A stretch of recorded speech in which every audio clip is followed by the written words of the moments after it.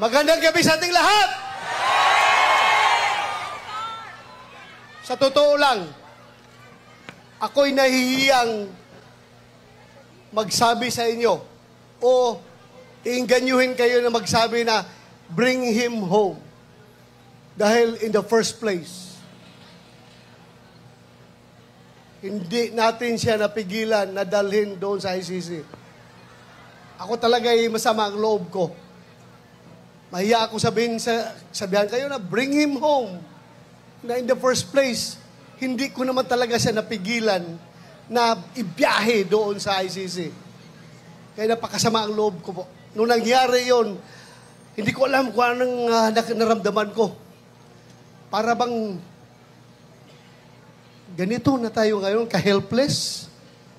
Sarili nating pulis ang magdadala ng ating dating presidente, piliting isakay sa eroplano para ibiyahe doon sa The Hague, Netherlands. On what basis? On what basis? Palaging sinasabi ni President Marcos, hindi namin ni-recognize ang ICC. Kasi hindi natin membro. Hindi kami nagko-cooperate sa ICC. Anong ginawang rason ni Pangulong Bongbong Marcos? Interpol! Interpol! Ako! Naging chief PNP ako! Alam ko ano ang papel ng Interpol sa mundo! Huwag niyo akong lukuhin! Commitment sa Interpol! Interpol! Presidente ka! Presidente ka ng Pilipinas!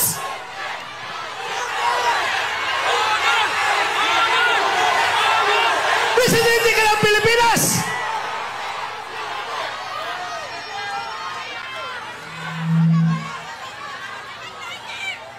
Presidente ka ng Pilipinas! Magpapressure ka sa Interpol? Ha? Pero ang lumalabas, mas gigil na gigil, mas atat na atat sila kaysa Interpol, kaysa ICC.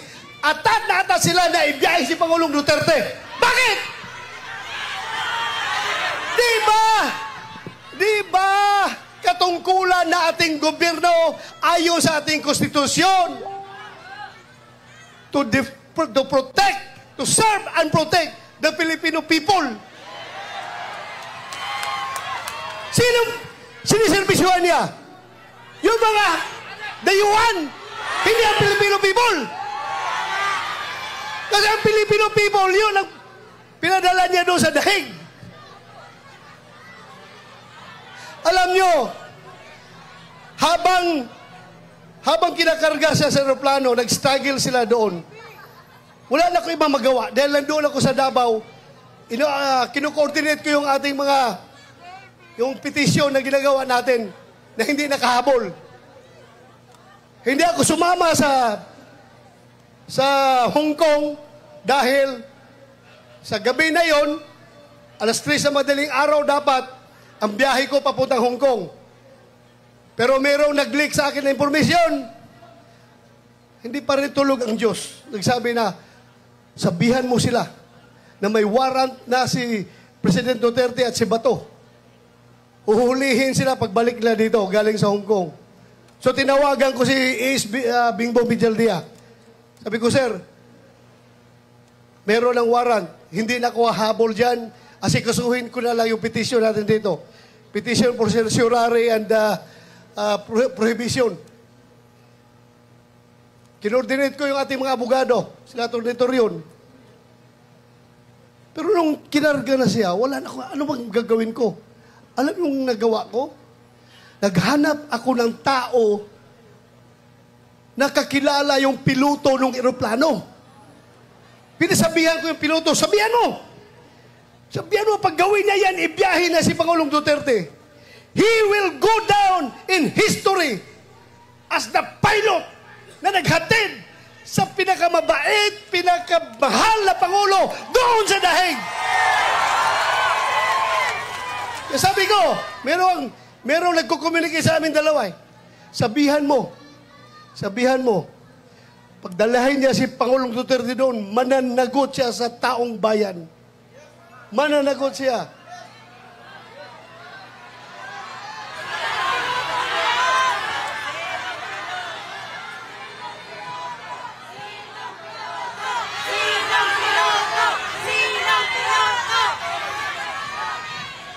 Alam niyo, ang nakakasama ng loob ko. Alam mo yung isang barangay kapitan? Sa barangay kapitan, maliit na barangay. Kausapin mo, Kap, ano ang tingin mo dito? Tama ba ito? Hindi. Sabi ng kapitan sa'yo, Sir, ikaw naman, sir. Pareho tayong lalaki. Hindi pwede yan, sir. Hindi talaga. So may isang salita. Pero may nakausap ako isang presidente. 2 bisis ha. Unang bisis. Doon sa Bukidnon. Kasi nung 2022 election, kung hindi si Inday Sara makasama sa kanilang rally, kasi mayroong ibang commitment, ako ang nagpo-proxy kay Inday Sara. Kasama kami na sa stage. Siyang kandidato ng presidente, ako ang nag-represent kay Inday Sara. Nag-uusap kami doon sa Bukidnon. Alam mo, sabi sa akin, hindi siya papayag na makialam ang ICC sa ating bansa. Hindi pa siya presidente noon. Hindi pa presidente. Pangalawang bisis, presidente na siya. Doon sa Malacanang, inibitahan niya kami. Tinanong ko siya, ano ba itong stand nyo, Mr. President? Pabago-bago. Iba yung sinasabi mo, tapos yung mga tao mo, iba ang sinasabi. Ano ba talaga? Mabuti yung lalaki sa lalaki, sir. Sabi ko, lalaki sa lalaki, sir. Prangkahin mo ako. Para I know what to do. Please, prangkahin mo ako. Sabi niya sa akin, alam mo ba to? Kahit gabuhok mo, kahit wala akong buhok ha, kahit gabuhok mo or buhok ni President Duterte, hindi mahahawakan ng ICC. Hindi ako papayag na papasok ang ICC dito. Alam mo, dagdag niya. Kasi, kung papayagan ko yan, alam nyo, kung papayagan ko yan, after ninyo, mga Duterte, ikaw, after sa investigasyon ninyo, baka kami na naman ang isusunod ng ICC. So, naniwala ako. Pero bakit ngayon, yung nagkahiwalay ang unit team, bakit biglang nagbago? Bakit biglang nagbago? Halata na itong lahat, ang ugat nitong lahat, ay kasakiman sa poder ng gobyerno. Ayaw nila na papalit si Vice President Inday Sara sa 2028 para maging presidente. Sinimulan nila yan sa People's Initiative. Doon nagsimula. Nagka-litsi-litsi ng Pilipinas. Ngayon, anong nangyari? Saan pupunta ang Pilipinas nito? Wala. We're very much divided. Mabuti sana kung ang division ay 50-50. Hindi ako statistician, pero alam ko, ang division ay nasa 80-20. 80 tayo, 20 lang sila. Pero, yung 20 na yan, sila may hawak ng poder ng gobyerno. Kaya tayong 80, kaya tayo ang majority, tahimik lang ang mga tao dahil nagtitimpi lang ang mga tao. Nagtitimpi lang ang mga tao. Anywhere I go, Luzon, Visayas, Mindanao, pagsabi lang tao sa akin, Sir, sabihan mo yung kasama mo sa Team Suka. Sige lang, sir, tiis lang kayo. Basta kami, sir, alam namin what to do. Alam namin, sir. Basta kami, makita na lang natin sa balota kapag kami bumoto. Magugulat na lang kayo kung anong magiging resulta. Ako na may naniniwala. Dahil hindi man ako nakiusap sa kanila. Hindi ako nakiusap sa kanila. Sila kusang loob na lumapit sa akin. Alam nyo, ang nakakasama pa, ha? Ako, kilala ko at nakasama ko si Pangulong Duterte almost 40 years. 39 years, more. More than 39 years, magpo 40 years na kami magkakilala. 1986, pag-graduate ko sa PMA, pagdating ko sa Davao, Vice Mayor pa siya noon. Kami, parehong lalaki. Puro action man. Pagdating sa Gira doon sa NPA sa Davao Region, ako palagi ang nangunguna sa Gira. Ako palagi ang nangunguna. Siya naman ay piskal pa noon. Naging Vice Mayor nung inappoint ni President Cory Aquino. Gusto niyang, pareho kami, parang talagang gusto ng adventure, gusto ng aksyon. Kaya every time meron ako enkwentro, pupunta siya doon, makibalita o ano nangyari. Ay, ito sir, ito. So doon kami nag-start kakilala. Noong kinasal ako 1989, siya ang kinuha naming ninong. At from there on, doon na. Nagsimula ang aming samahan. Pero ako, ipagmayabang ko talaga sa inyo. Yung tao na yan, for 40 years, nakilala ko siya at nagkakasama kami. Ako bilang pulis at siya bilang mayor ng Davao City. Kahit isang utos na para sa pansarili, pang-personal at pang-politikal na utos, walang binigay sa akin yan si Pangulong Duterte. Ganon po siya, katino na tao.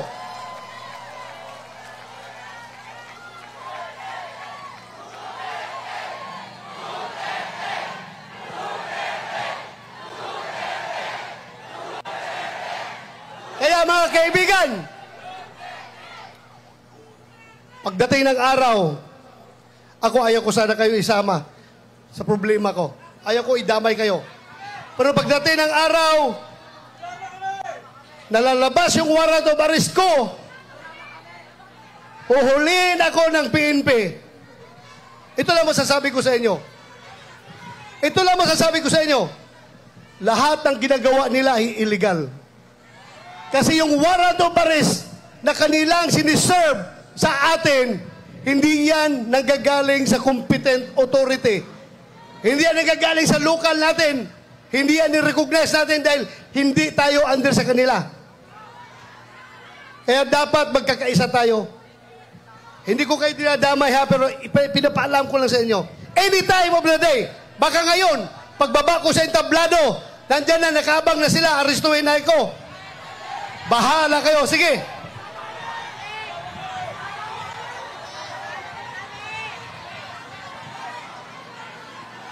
Kawawa ang Pilipinas. Ganito na lang. Ganito na lang ba tayo? Kawawa. Sana magising kayong lahat. Pero ako, don't get me wrong. Ako po'y nakikiusap sa inyo na kahit kayo'y galit na galit na. Kahit kayo'y nanggigigil na ng gusto dyan. Dahil sa inustisya na ginagawa nila, ako pa rin na nakikiusap sa inyo. I am appealing for your sobriety. Sana kalma lang tayo. Huwag tayo gumawa ng dahas. Dahil pagdating sa dahas, bibigyan natin sila ng rason na mag-declare ng martial law. Diba? Huwag niyong gawin yan. Huwag niyong gawin. Huwag kayong gumawa ng dahas. Huwag natin sila bigyan ng rason para magdeklara ng martial law. Kailangan tayong lahat ay kalma lamang.